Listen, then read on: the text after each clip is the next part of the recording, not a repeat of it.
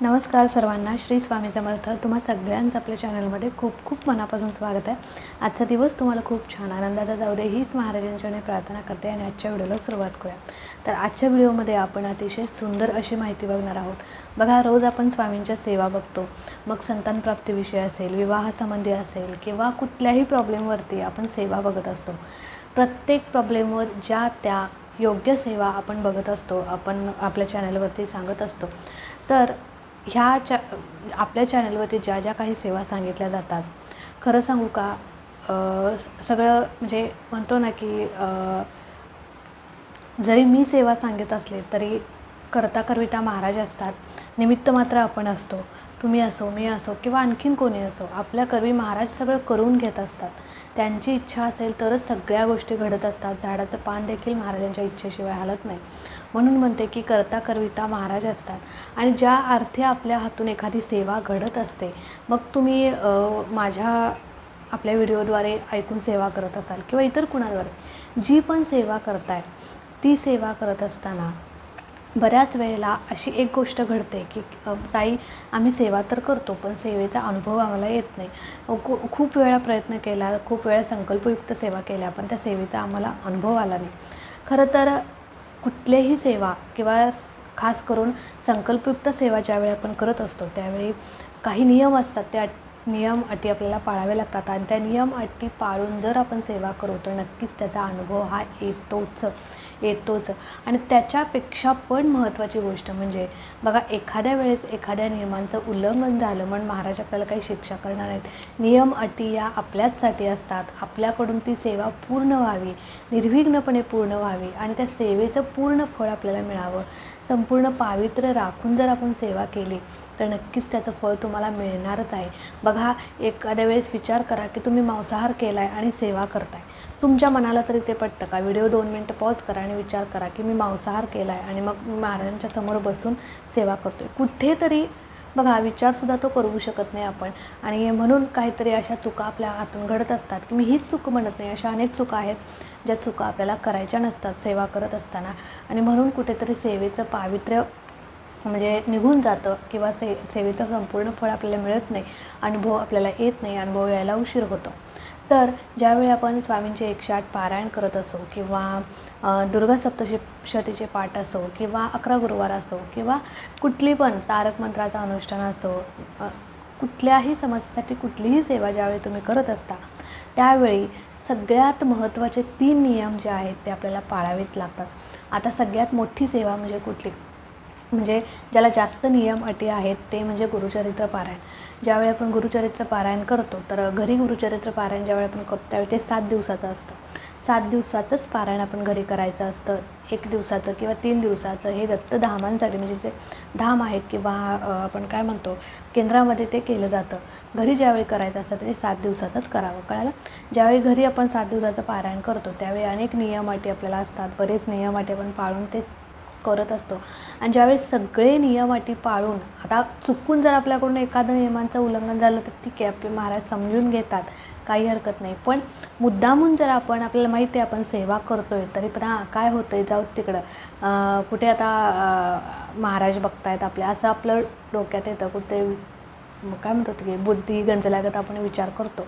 पण तसं नसतं. लक्षात घ्या, ते नियम जे अटी असतात ते आपल्यासाठीच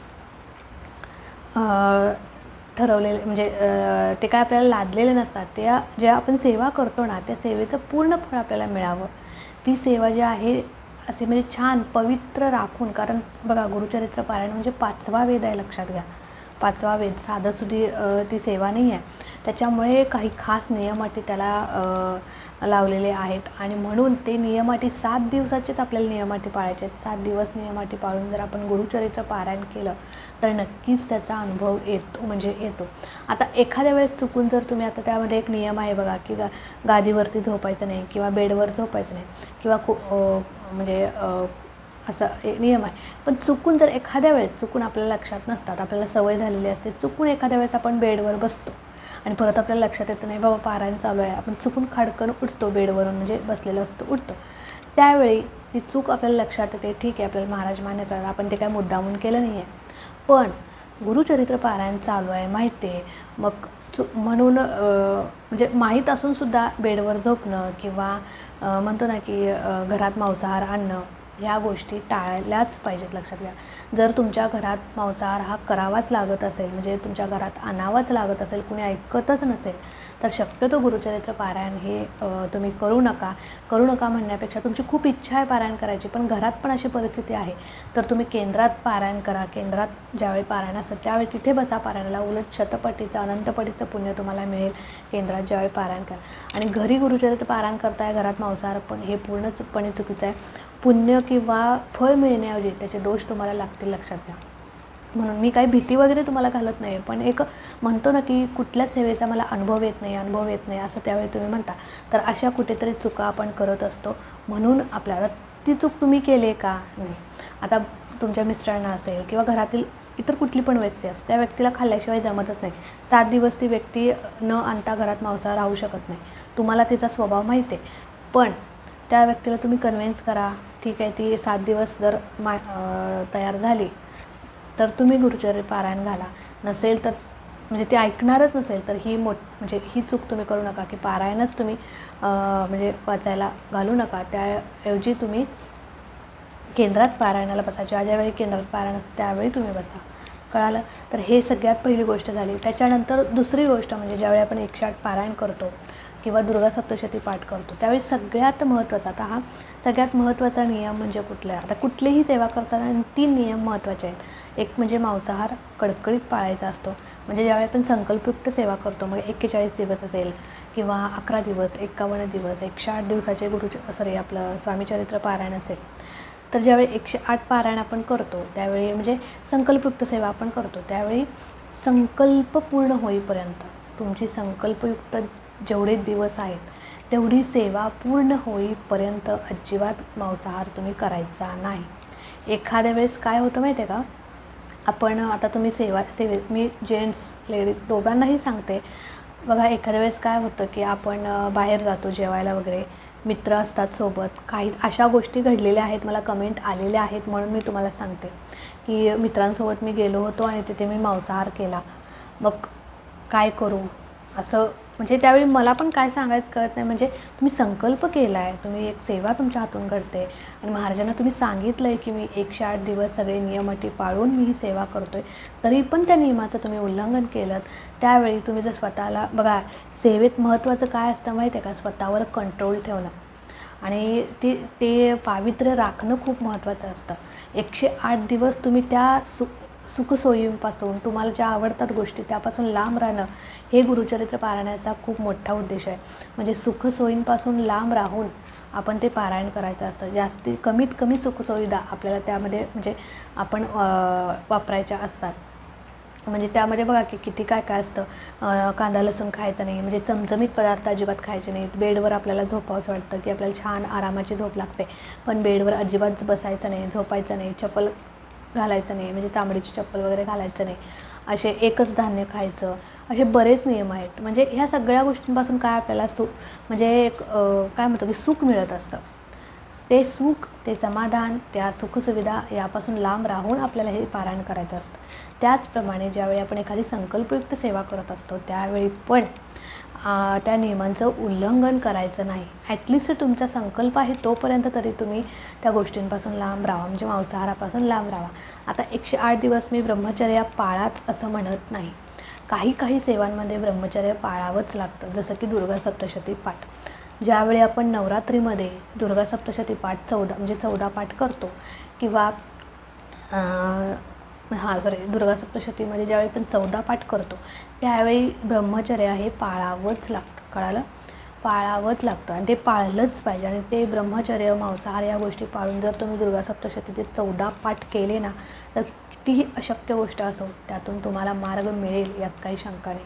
इतकी प्रभावी सेवा आहे दुर्गा सप्तशतीची.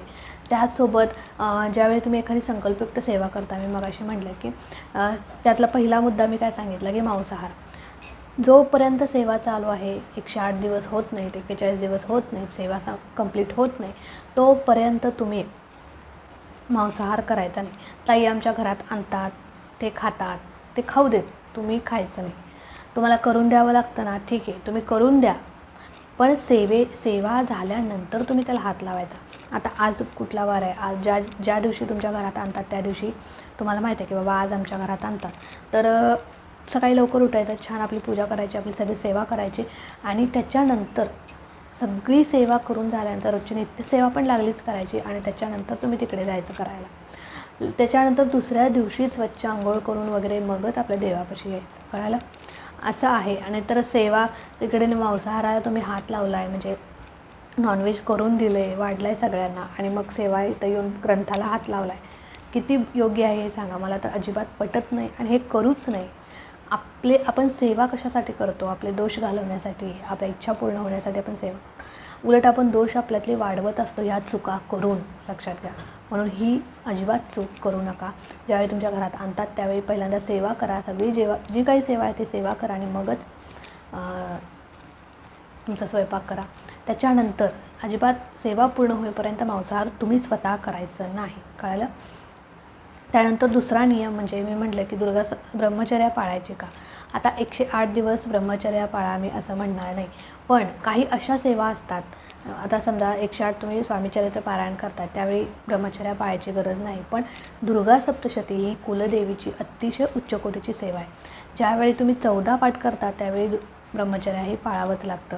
किंवा गुरुचरित्र पारायणाला पण 7 दिवस कडकडीत ब्रह्मचर्या, मांसाहार या गोष्टी पाळाव्याच लागतात. परान्न कडकडीत पाळावं लागतं. अजिबात दुसऱ्याच्या घरचं काहीही खायचं नसतं. आता हे झालं ब्रह्मचर्याविषयी. त्याच्यानंतर तिसरा आणि महत्त्वाचा नियम म्हणजे परान्न अजिबात खाऊ नये. कळालं? ॲटलिस्ट आपली सेवा होईपर्यंत तरी परान्न खाऊ नये. कुठली पण सेवा तुम्ही करताय ना, 11 गुरुवार करताय, 108 पारायण करताय, दुर्गा सप्तशती करताय, तारक मंत्राचं अनुष्ठान करताय किंवा 108 स्वामीचरित्र करताय, काहीही करताय, परान्न वर्ज्य करा. परान्नामुळे आपल्याला खूप मोठा दोष लागतो. खूप ताईंच्या कमेंट्स आहेत, ताई आम्ही सेवा करतो पण अनुभव येत नाही.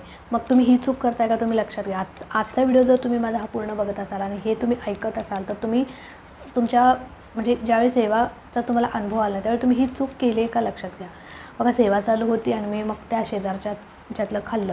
म्हणजे मी असं म्हणत की त्यांच्यातलं खाल्लं म्हणूनच तुम्हाला अनुभव आला नाही असं, म्हणजे पूर्ण तीच गोष्ट नाही. पण परान्नामुळे आपल्याला दोष लागतात म्हणजे लागतात.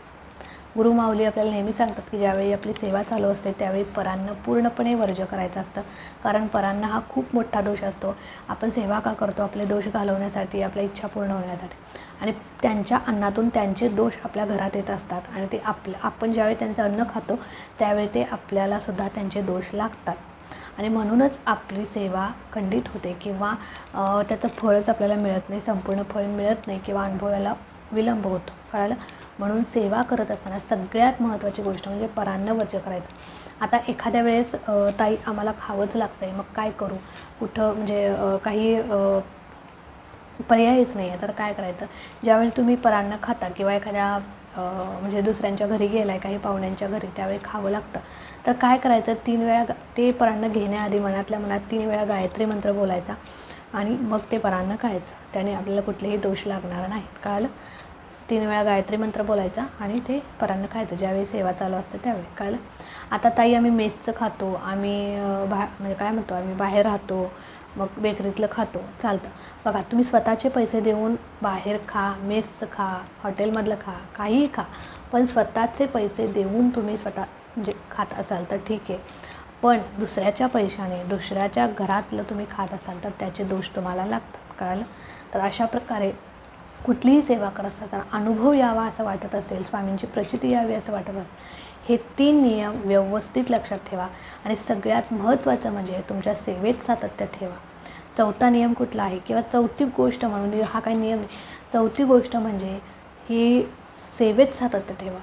4 दिवस सेवा करताय, 5व्या दिवशी सेवाच केली नाही, परत 4 दिवस सेवा करताय, पुढचे 2-3 दिवस सेवाच केली नाही, असं करू नका. सेवेत सातत्य ठेवा. 108 दिवस म्हणजे 108 दिवस कंप्लीट सेवा झालीच पाहिजे. हां, आता 4-5 दिवस पिरियड आले, ठीक आहे, 5-6 दिवस स्किप करा, परत सेवा कंटिन्यू व्यवस्थित करा. आता सुतक विटा आले, सेवा खंडित होते, परत नव्याने संकल्प करा, परत सेवा चालू करा. उलट महाराजांनी आपल्याकडून जास्त सेवा करून घेतली याचं म्हणजे चांगलं वाटलं पाहिजे तुम्हाला. नाही तर सेवा खंडित झाली, एवढे दिवस सेवा केली, सेवा खंडित झाली असं म्हणजे वाईट वाटून घेऊ नका. कळालं?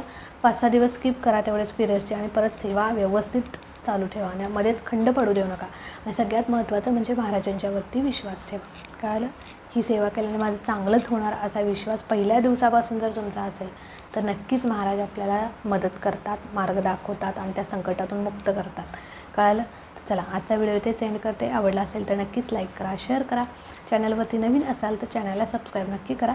भेटूया अशाच एका नवीन व्हिडिओसोबत, नवीन सेवेसोबत. तोपर्यंत खुश राहा, आनंदी राहा आणि सगळ्यात महत्त्वाचं महाराजांची सेवा करत राहा. श्री स्वामी समर्थ.